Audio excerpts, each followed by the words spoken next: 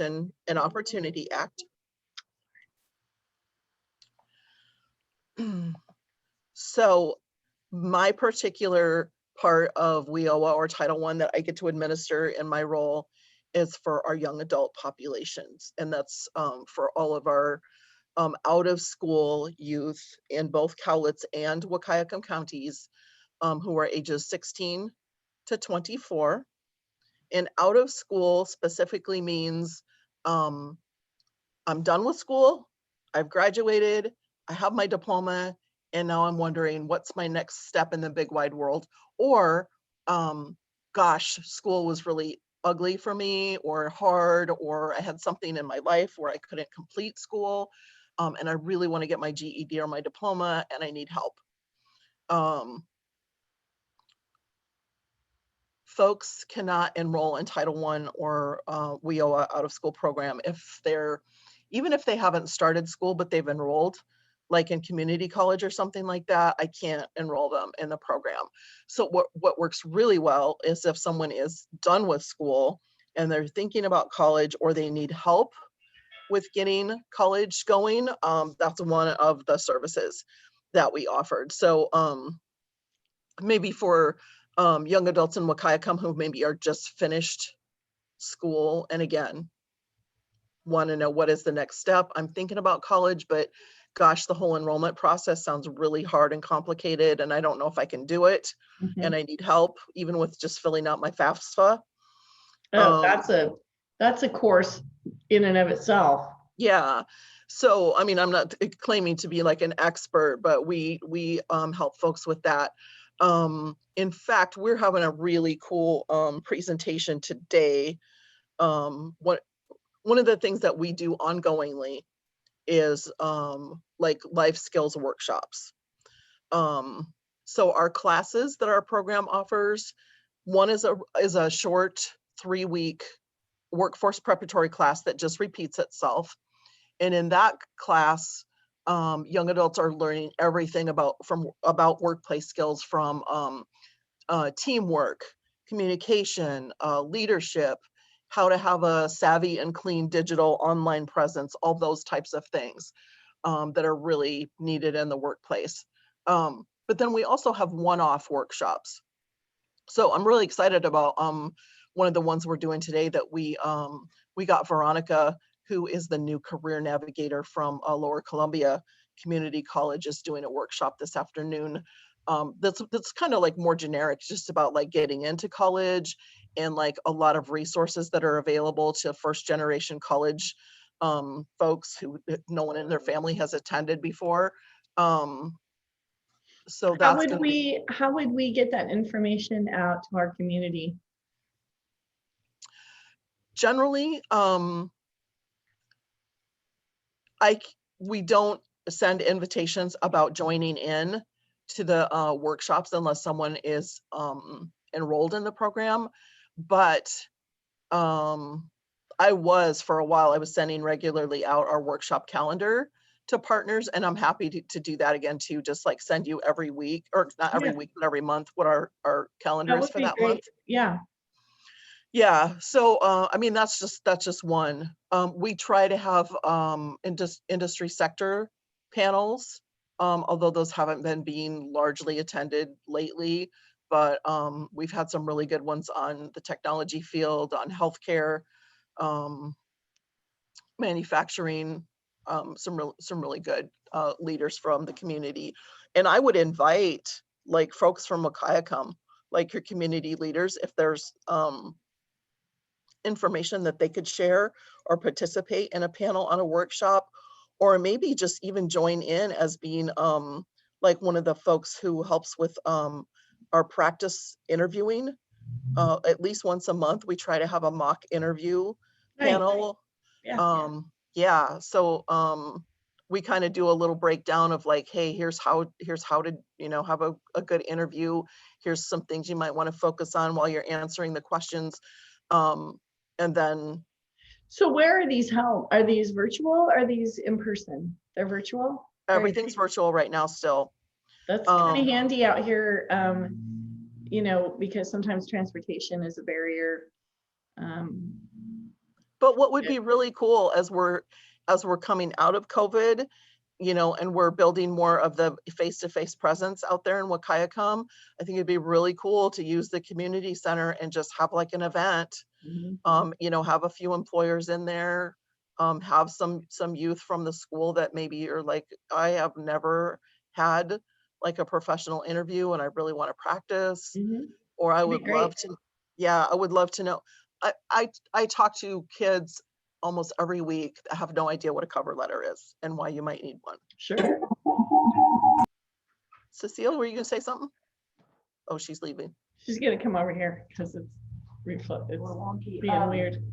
So could you talk about what frequency you're coming out here to be in the community, twice a month? So you'll be out at the community center once a month, and here in Cathlamet, and then you'll also be out at Johnson Park to serve the west side of the county. Every Yeah. Thursday. I'm trying to pull up the schedule, but I think it's the first. Actually, I'm just going to let you say it. Yeah, and let me just look at my calendar too, Cecile, because I don't have the days that we pinpointed memorized yet. But yeah, so we decided it's gonna be wasn't it the yeah, so the second Wednesday. Okay. I'll hang out at the center for as long as you're open. And then In the morning time, that'll be a 9 to 1 thing. so I'm gonna write that down right now so I can fix my calendar because I have it blocked out for the day. And then we had said, I know I'm supposed to come out on a Thursday out to Johnson Park. It's the third Thursday. That part I do know. The third Thursday There from it is. 1 to, they close at 5, so sometime during that time. And I do have that on my calendar for July 15th. Okay. So yes, I will be there and I'm looking forward to it. That's very cool. Yeah, so again, we can start maybe, it doesn't have to be every time I come out, but even every couple or 3 times, I would love to do a workshop. Yeah, for like folks who are out quarterly there. maybe would be Yeah, effective. Mhm. yeah, absolutely. So, so as far as Title I, yeah, that's just some of the stuff that we do in the program. If someone does not have their GED or their diploma, they're automatically qualified for Title I out of school youth services. Once someone has obtained their diploma or their GED, it's a little bit more of a process to get them enrolled because we have eligibility requirements that we have to meet. And those look like things I'm sure that you guys are familiar with, anything from someone who is homeless, has been involved in foster care. They have been involved in court proceedings, low income, skills deficient, parenting or single parenting or expecting a child. Those are the kinds of things. They might have a disability, and that doesn't even mean that it's something that has to have been diagnosed by a physician. But even if they personally feel like they have something like anxiety that kind of prohibits them from really feeling strong about going out there and getting those jobs where they have to work with people directly. So pretty much any 18-year-old. Yeah. At Yeah. least that's how I felt at 18. Yeah, a lot of times. Yeah, so we work through those things with them. And I mean, learning that resilience is a really important piece of Yeah, developing yourself. And me absolutely. personally, I just feel like I mean, I taught professional development for a long time, like with some older people, but I feel like that personal development and building your self-awareness and your resilience is really a foundation for the workplace, right? Like you have to build the emotional intelligence skills before you can be successful. So we do focus a lot on who the individuals are as a person. Some of our classes are about like healthy eating and how to like budget so that you can afford to, you're not spending all of your paycheck on driving through the drive-through to get your meals or whatever. So you can move out of your mom's basement and be an adult. Yeah, all that kind go of to good stuff. college or whatever. Yeah. Yeah, that's good. Yeah, so all that kind of stuff. And again, we're partnering out there. We at our location in Vancouver, we have in-house partnering with Job Corps. They're in our facility there. I love talking about Job Corps. If you ever have any young adults, come your way that are just like, they just don't know their next steps. Wow, I mean, I wish I would have known about it when I was younger. It's just such an amazing opportunity for young people.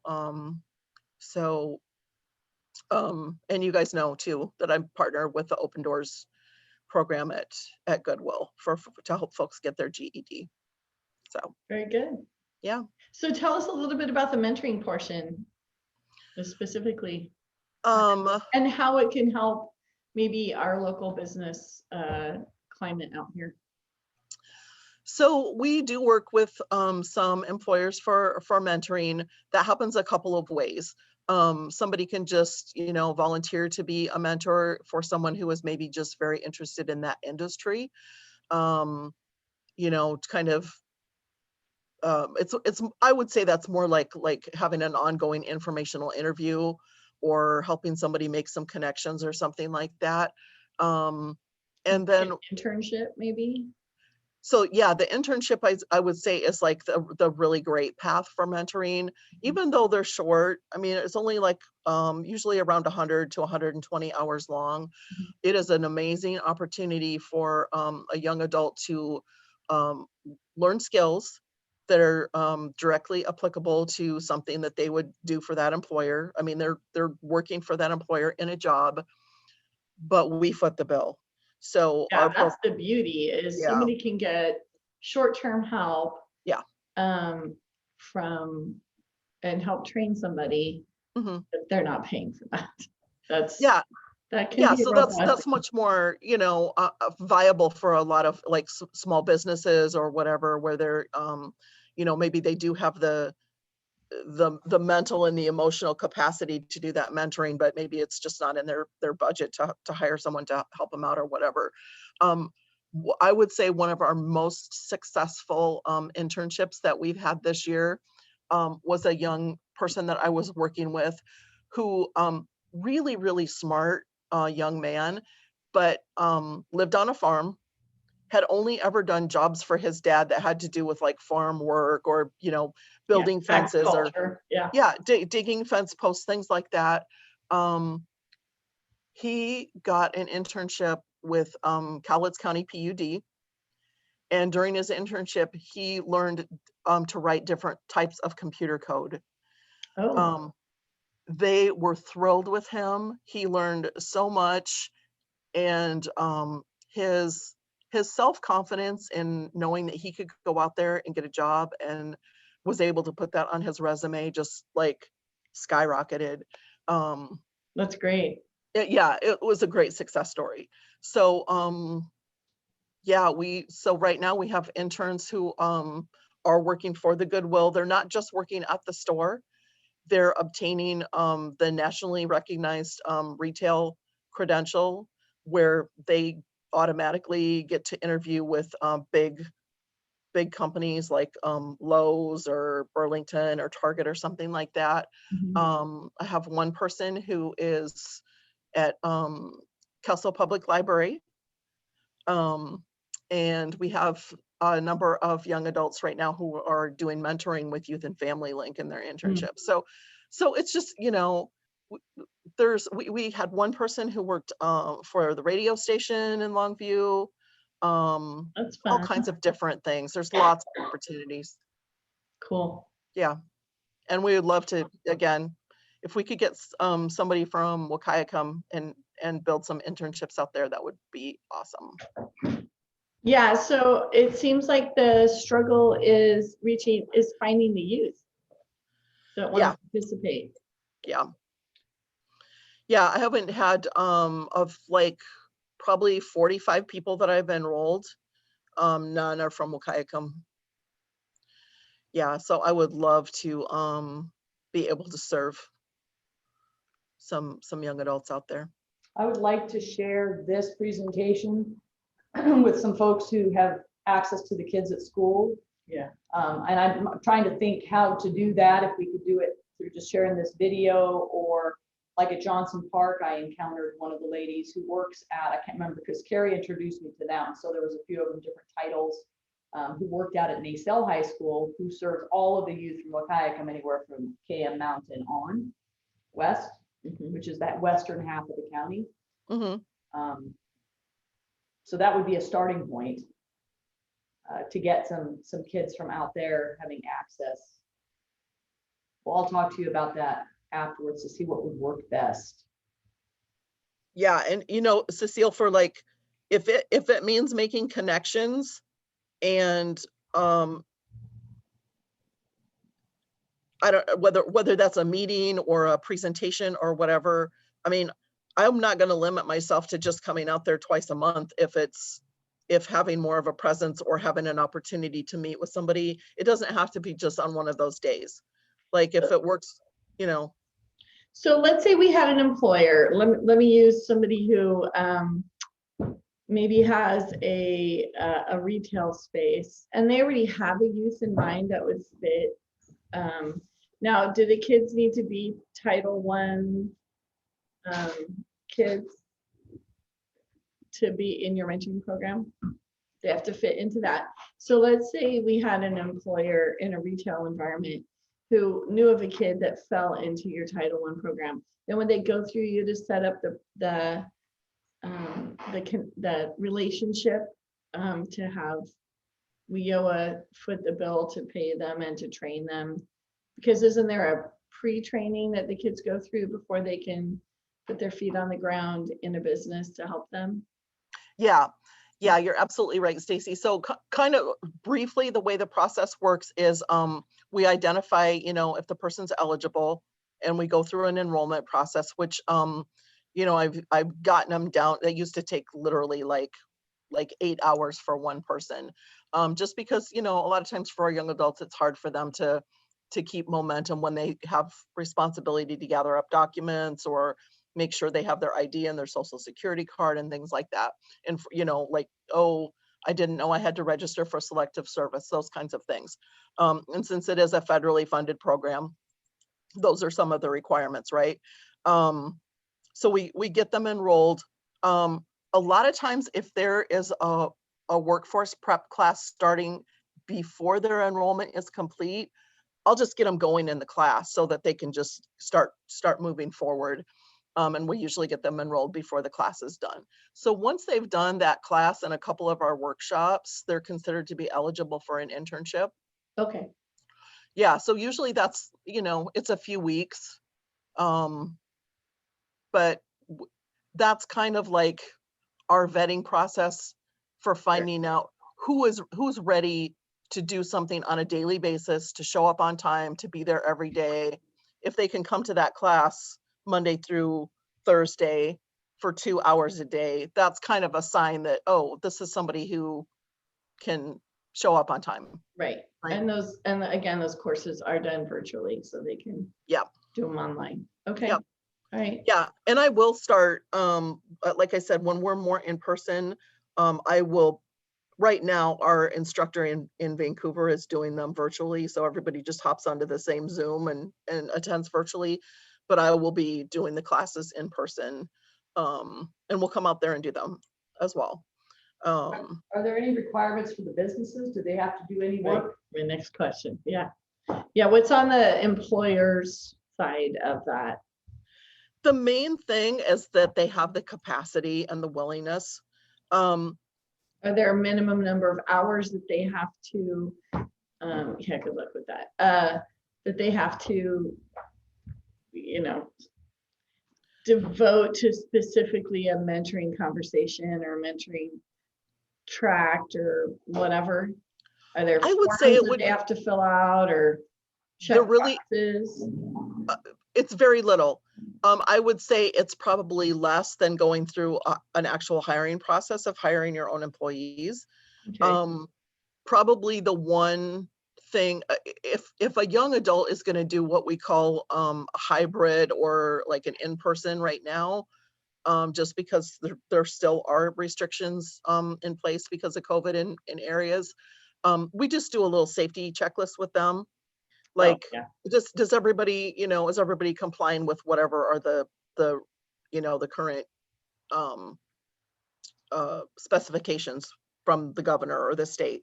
Other than that, it's just, we do ask that they sign a time card once a week, and all of that is online. It's all via DocuSign. It's super easy and slick. So other than that, no, it's just like what you would be doing within the realm of overseeing a new employee anyway, right? Okay. Whatever good. training that you have to give them, all that kind of stuff.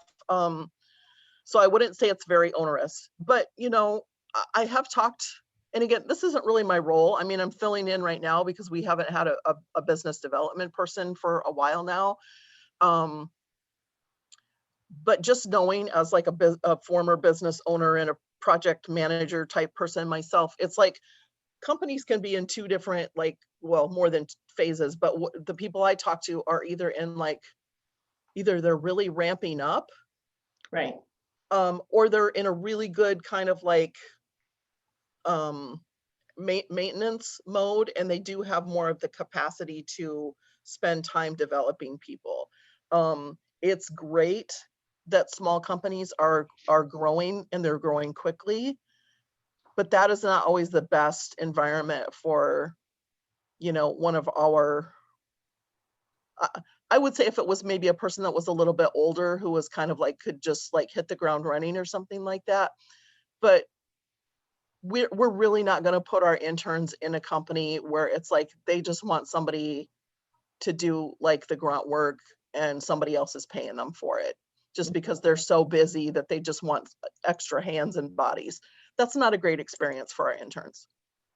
We really want somebody who has something to offer where they can spend the time and the energy to actually do the mentoring and not just hand out busy work to do. So at the end of the, so how long can the kids work in this environment where WIO's paying them to be there? It's our requirement is it has to be at least 90 hours, otherwise it's not a successful internship. Okay. We try to do more like 100 or sometimes even 120, and that can be over whatever period of time. Okay. So if the young adult or the business only has a capacity for them to do 8 or 10 hours a week, that's fine. We just make it a longer internship. Or maybe they're going to work 20 or 25 hours a week and have a shorter time. Okay. Yeah. And then is there feedback from the mentee? Is that the word? From the kid who was working there at the end of the 100 hours, say, is there feedback then from them on the experience? For both the young adult and the employer, we have what we call a pre and a post assessment. Okay. So the person who normally is in our role as the business development specialist usually meets with the employer after the first week of the internship to do like a little assessment. And then when the internship is complete, they meet again to talk about, like what were the key learnings, what went well, what did we need help with, those types of things. So it's a learning process for everyone, including us. Okay. Yeah, so there's a lot of communication, and I've just been reaching out because I haven't had my biz development partner. So if we had adults in our community that work with youth, whether it's pastors at church or special ed paras at the school or other educators, maybe could they reach out to you then to follow up with this information? Oh, absolutely. I'm happy to talk with anybody anytime. Whether it's email, you guys have my phone. Why don't you type that into the chat? So I'm happy to. There. I don't know if that'll then be recorded, and then I'll take that information. So phone number and email to contact you, and then I'll make sure that gets put with the recording. And then people can follow up. And I will get this posted so that people can see it, because I think it's a really great opportunity for kids who are maybe taking that year off, they're doing their break after high school, Mhm. not quite ready to start college, or people that are like, I think the kid on the farm is a great experience, a great example of somebody who grew up necessarily in one, culture, but wanted to have skills in something else. So I think that's a great example of somebody that can reach out and see what other skills they may enjoy having besides the skills that they grew up having. So, Well, And I I guess think- I'm sorry, did well, you say to have something, Cecile? advocacy through the businesses, like I like what Stacy said earlier about if a business has somebody in mind that meets those qualifications, because obviously you can't just advertise it because some kids wouldn't qualify for it, and that could be a problem. But I think if people know that there are kids who are in that who would meet those basic qualifications, and it would benefit the business, I think they could help get the word out as well. Does that Yeah, I think that's, extremely true. And that's kind of the place that we try to come from, is whether it's for the employer or whether it's for the youth, and hopefully for both, we really work hard to try to make sure it's a good match. Like, is the young adult learning skills that are really important to them and doing something that's fun and exciting? And also, is that person a really good fit for what the employer is looking for? Like I said, we don't want to just stick somebody somewhere just to, make sure fill that a job yeah, requirement or filling a whatever. job or meeting a quota. That's really is not the goal at all. Yeah, so we want to make sure it's a good fit. So ultimately, if this individual had a positive experience with this employer, then could they go on and become an employee of this business? Absolutely. One of our fun stories that used to be on our orientation when we would do our things in person was a young lady out of the Vancouver office who, within like a couple weeks of her internship at the Heathman Lodge in Vancouver, was offered a supervisor position there, and she got a great job out of, because Nice. she was so fantastic there and it was such a great fit. That's a great story. Yeah. Yeah. Well, Yeah, so I know that we have challenges on both ends of the spectrum out here in Wicaticum, is reaching out to kids that might want to participate in this program and will qualify, and reaching out to employers that that want to look into this. So as a chamber, we'll do our part to see what we can do to offer this out to our businesses. And we appreciate you spending time with us. And I'll put your contact information in so that people can get a hold of you if they have more questions or ideas. yeah, please do. And just, I mean, we didn't really touch on it, but just so folks know, and so it's part of the recording, other services that we offer are connecting young adults with apprenticeships in the trades, like electrical, plumbing, all that kind of thing. And we also pay for nationally recognized credentialing and certification. So whether that's someone becoming a CNA, a dental assistant, getting some kind of whatever CompTIA certification for their to be able to work in computer stuff. Those are things that we do as well. Sounds like you have great resources. So yeah, it's a great program. Yeah, if you want to send me more information, I'll make sure it gets out there.